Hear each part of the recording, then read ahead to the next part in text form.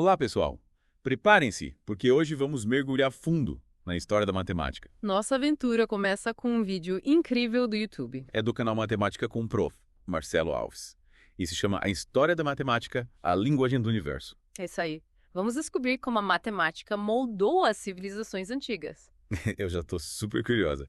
Mas me fala, a matemática sempre foi essa coisa complexa que a gente vê hoje. Olha, a matemática que a gente conhece hoje é resultado de uma longa jornada, sabe? Começou de forma bem prática. Tipo, 1 plus 1 é com os dois. Isso! Tipo, os antigos egípcios, lá no Egito, usavam os próprios corpos para medir as coisas.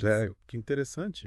Eles usavam o antebraço, o cúbito, para medir terrenos e construir pirâmides. Nossa, que engenhoso! E como eles faziam para lidar com números grandes? Eles desenvolveram um sistema de numeração usando hieróglifos, aqueles desenhos que representavam palavras e ideias. Nossa, devia ser um desafio escrever 1 milhão em hieróglifos. Imagina só. E você acredita que eles já usavam princípios binários, tipo, milhares de anos antes dos computadores? Não acredito. Me explica isso melhor. Tem um documento antigo, chamado Papiro Matemático de Rhind, que mostra como eles faziam multiplicações. E como era? Eles usavam um método que se parece muito com as operações binárias, sabe?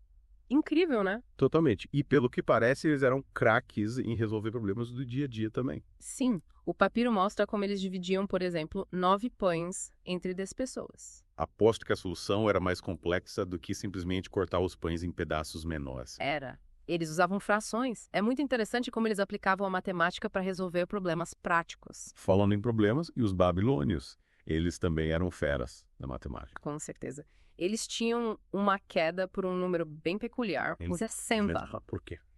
Eles usavam um sistema de numeração de base 60, bem diferente do nosso sistema decimal de base 10. Nossa, que curioso. E a gente ainda usa esse sistema deles em algum lugar. Sim, na forma como medimos o tempo. 60 segundos em 1 minuto, 60 minutos em 1 hora. É verdade. Nunca tinha parado pra pensar nisso.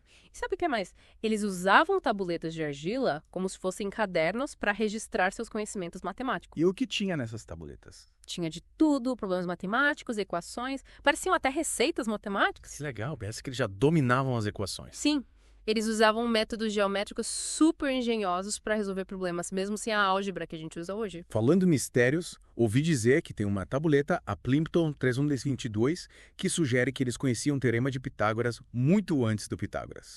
Essa tabuleta é um enigma. Ela tem uma lista de trios pitagóricos, aqueles conjuntos de números que se encaixam no Teorema de Pitágoras. Tipo 3, 4 e 5. Exatamente. A questão é, será que eles entendiam o teorema de verdade ou só descobriram essas relações numéricas? É um mistério e tanto. E além disso tudo, eles também se depararam com os números irracionais, como a raiz quadrada de 2. Sim. Imagina só a surpresa deles ao descobrirem um número que não podia ser expresso como uma fração simples. Nossa, devia ter sido um choque para os matemáticos da época. Foi uma descoberta revolucionária, abriu caminho para novas ideias e possibilidades. E por falar em novas ideias, agora vamos viajar para a Grécia Antiga. Vê lá que a matemática vai dar um salto enorme, deixando de ser só uma ferramenta prática e se tornando um sistema de pensamento abstrato, com provas rigorosas e tudo. Uau! Como posso esperar para conhecer essa era de ouro da matemática grega? Mas antes de a gente continuar, que tal dar uma pausa para você, nosso ouvinte, e pensar um pouco? É isso aí. O que te impressionou mais até agora? Qual civilização e suas descobertas te surpreenderam? Preparados para desvendar mais mistérios da matemática. Agora a gente vai viajar para o Oriente. Nossa, que legal. Índia, China. Que lugares incríveis. A matemática indiana era super avançada. Tipo, como assim? Eles fizeram grandes progressos em aritmética, álgebra, trigonometria. Uau! Mas e os babilônios, eles não usavam um sistema de numeração diferente? Sim, usavam. Mas os indianos foram os primeiros a desenvolver completamente o sistema decimal. O sistema que a gente usa hoje. Isso. Com um detalhe super importante. O zero. Ah, o zero. Sem ele, a matemática seria bem complicada. Pois é. A ideia do zero foi revolucionária. E eles também desenvolveram métodos para fazer contas, tipo adição, subtração. A gente usa até hoje. Exatamente. E na álgebra eles também arrasaram. Descobriram métodos para resolver equações, usaram símbolos para incógnita. Incógnitas, tipo X e Y. Isso, eles abriram um caminho para a álgebra moderna. Nossa, quanta coisa. E trigonometria, eles também mandavam bem. Sim, eles foram pioneiros. Desenvolveram tabelas trigonométricas, usaram a trigonometria para estudar as estrelas. Astronomia, que demais. Eles calculavam a posição dos planetas, eclipses, usavam a matemática para entender o universo. Que incrível. E a China? A China também era um centro de sabedoria matemática. Conta tudo. Quais as descobertas deles? Eles eram feras em várias áreas. Aritmética, álgebra, geometria, eram muito práticos. Tipo, resolviam problemas do dia a dia. Isso. Desenvolveram técnicas para medir terras, construir edifícios. E inventaram o ábaco, né? O ábaco chinês era uma ferramenta de cálculo poderosa. Incrível como eles faziam contas complexas com ele. E a álgebra. Eles também fizeram avanços importantes, tipo métodos para resolver sistemas de equações. E aposto que eles também se dedicaram à teoria dos números, né? Com certeza, exploraram os números primos, os números perfeitos. Números primos, aqueles que só são divisíveis por um e por eles mesmos. Isso. Os chineses desvendaram vários mistérios sobre eles. Que fascinante. A matemática chinesa e indiana era realmente incrível. E essa sabedoria toda influenciou o desenvolvimento da matemática no mundo todo. É mesmo. Na Idade Média, as ideias matemáticas viajaram do Oriente para o Ocidente, dando início a um novo capítulo na história da matemática. Que legal. Mal posso esperar para descobrir o que aconteceu nessa época. Chegamos na Idade Média, uma época que às vezes é chamada de Era das Trevas, né? Mas aposto que a matemática não ficou parada nesse tempo. Você tem toda a razão. A Idade Média foi um período de grande troca de ideias. A matemática do Oriente viajou para o Ocidente. Que interessante.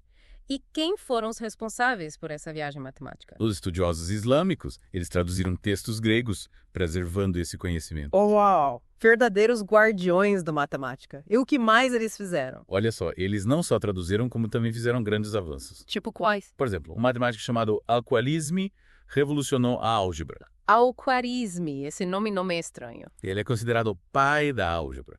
Ele desenvolveu métodos para resolver equações. Ah, entendi. Ele que botou as letras na matemática, tipo I, C, O, Y. Isso, ele ajudou a desenvolver a álgebra moderna. Que legal. E como essas ideias chegaram ao Ocidente? Através das universidades europeias. Novos estudiosos, como o Fibonacci, trouxeram essas ideias para a Europa. Fibonacci, aquele da sequência famosa. Exatamente. 1, 1, 2, 3, 5, 8. Cada número é a soma dos dois anteriores. Incrível como essa sequência aparece em todo lugar, né? Na natureza, na arte. E essa é só a pontinha do iceberg da matemática na Idade Média. E depois da Idade Média, o que aconteceu? Aí entramos no Renascimento, uma época de explosão de criatividade. E como a matemática se encaixa nessa história? Olha, grandes nomes do Renascimento, como Leonardo da Vinci, também eram matemáticos. Da Vinci, o pintor? Sim, ele usava matemática em suas obras de arte, explorando a perspectiva e a proporção. Que incrível. Arte e matemática juntas. E além da arte, a matemática também avançou em outras áreas, os logaritmos, a régua de cálculo. Ferramentas que facilitaram os cálculos, né? Exatamente. E aí chegamos aos séculos 17 e 18, a era do cálculo. Cálculo. Aí o bicho pega. O cálculo é um desafio, mas é uma ferramenta poderosa para entender o movimento, a mudança. E quem foram os gênios por trás do cálculo? Isaac Newton e Gottfried Leibniz. Eles desenvolveram as bases do cálculo moderno. Caramba. Que história incrível. Começamos com os egípcios medindo com o corpo e chegamos ao cálculo.